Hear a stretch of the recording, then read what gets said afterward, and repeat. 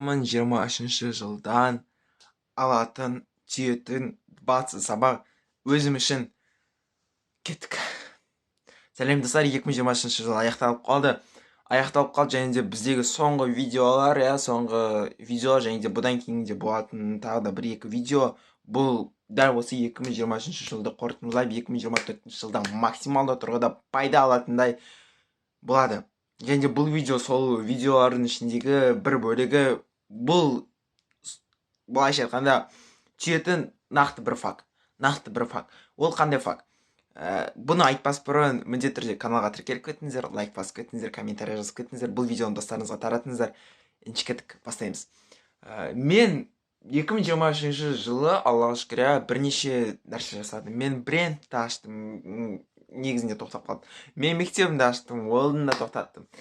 Мен бір өзіме доходтар создать еттім. Мен тренировка жасай бастадым. Мен барлығын жасай бастадым. Және де бұл жердегі бірақ қана нәрсе бар ғой. Мен неге бұны баяғыда бастамадым?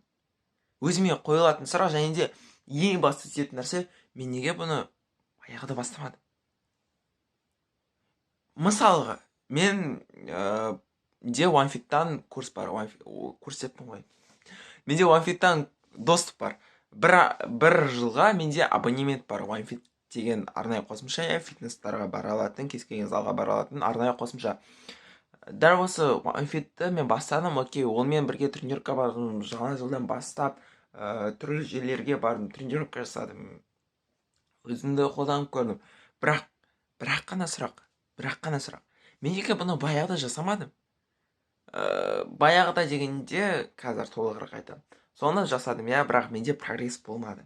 Кейін осыдан 1-2 ай бұрын мен Next Workout деген арнайы қосымша бар. Енді ол шыны керек ақылы қосымша, айына 3000 теңге дейді, бірақ мен үшін просто супер қосымша болды. Мен тренировкаларымда прогресс жасадым. Мен неге бұны баяғыда жасамадым? Тренировканы неге мен бұны баяғыда бастырмадым? Менде қазір қандай прогресс болатын еді?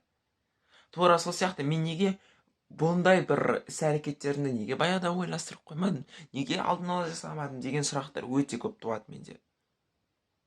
Әрине өзінің уақытымен, әрине постепенно келеді, бірақ кейде біз алдымызда тұрған возможностьті, алдымызда тұрған мүмкіндікті құр жібере саламыз, содан кейін деп келесіне өкінеміз. Ендеше дәл осынан түйе отыра, келесі жылы бұндай қателікті жасама. Саған дәл қазір не нәрсе жасаған келеді, қандай арманым бар, қандай мақсатым бар, қандай іс-әрекет жасау керек, соны кейінге қалдырмай, дәл қазір жасап тастаса, сен өкінбейсің. Керісінше өте қатты қуанасың. Бұл менің басты түйген нәрсем. Сен де дәл осы сабақ өзіне бір сабақ түсініп, менің түсінген сабағымды өзіне қолданып, басқалардың түсінген сабағын өзіне қолданып, және де өзінде міндетті түрде қорытынды жасап, осылай 2023 жылды дұрыс аяқта. 2024-те бұндай қателіктерді қайталама, және де бұл сабақтарды өмірінде қолдана баста. Біздегі ең басты сабақ осы болды, достар. Көп рахмет. Кеттік, келесі видеоларда кездескенше аман сау болыңыздар.